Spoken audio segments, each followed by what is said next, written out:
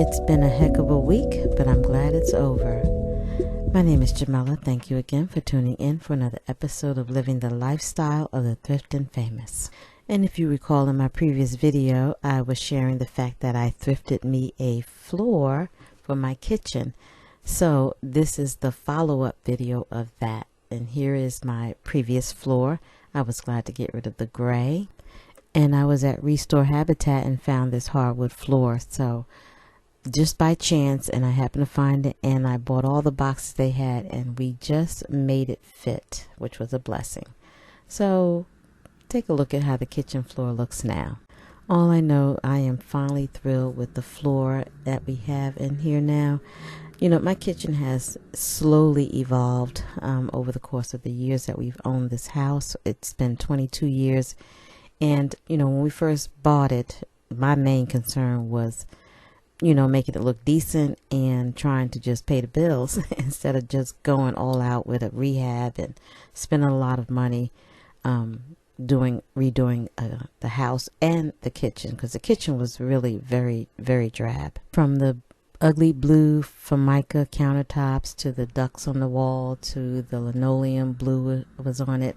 You know, I've just over the years taken my time and, you know, trying to figure out how I want it to look.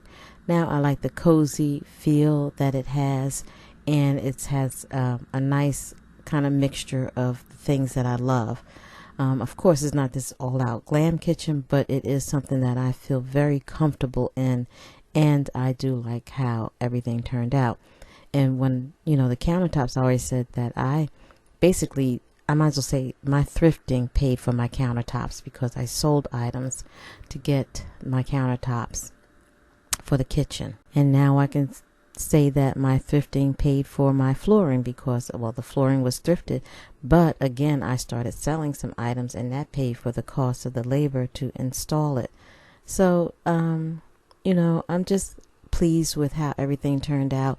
My main concern in doing any kind of project in my house is trying to be cost effective and not accumulating a lot of debt. The kitchen had the hardwood cabinets, so that was always, I wanted to work around those. I was not going to take those cabinets out and put in the pre-made ones that I find at Lowe's and so forth, because they're not durable. Well, put it this way, I didn't find them durable because we had some installed at a rental property and they just don't hold up so well. But again, like I said, these are custom made cabinetry, so I wanted to stick with those, and I even thought about painting them, but I said I don't want to mess up that, and I just don't want to go through all of that. But I kind of like it in the wood tone that it is. So yeah, I'm just really pleased at how my kitchen is, and it has that, like I said, it's cozy, but yet it's filled with things that I love. And this makeover this slow makeover of my kitchen did not cost me a lot of money, because again, I thrifted things and sold them. We have one more area, and that's the ceiling, so I'm going to get to that eventually. I want to put up those tiles, and you'll see that. Now I just wanted to show you real quick what I did with the those wooden napkin rings that I got at the estate sale. You can probably call me being silly or whatever, but anyway, remember how they were strung already like a little necklace thing? But I thought I'd enhance a planter and put them around this planter that I had in the living room. And I said, okay, well, they look kind of cute like that. I can flow with that for a little while. And when I had them look with this look strung around the top, I said, well, it only made it halfway around. So I said, I'm not sure if I'm feeling the halfway around look.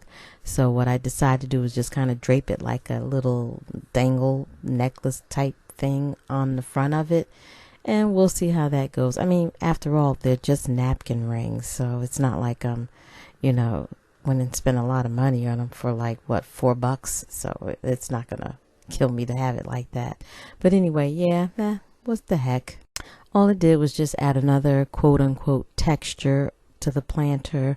Well, actually, that's not even a planter. I made it into a planter. It's a one of those light things that you put your little candles inside of it. So I used it for that. I stuck a planter down in it because I like the string look of it, the rattan look. But anyway, you know, I'm always trying things in my living room to see how it looks, or playing around with little things, and you never know, little small changes that may strike a fancy.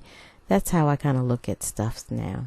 And I really don't emphasize changing a lot of things because I don't like seasonal stuff. I don't do all of that. That's just me. But yeah, well, you know, we just want to create our beautiful home, you know, because that's where we find our joy and our happiness, you know, surrounding ourselves with things that make us smile and bring us joy. And, you know, again, that is all about creating home and on a budget. You know, again, this is the lifestyle of the thrift and famous. So I'm trying to encourage you to just go ahead and thrift your stuff, because believe it or not, it's out there. You may not think it's not, but it is. And just be inspired by it, because remember, beauty is being home and loving it. Thank you again for tuning in for another episode of Living the Lifestyle of the Thrift and Famous. And I hope you enjoyed this video. If so, drop me a comment. Don't forget to like and share, and please subscribe to my channel. Bye.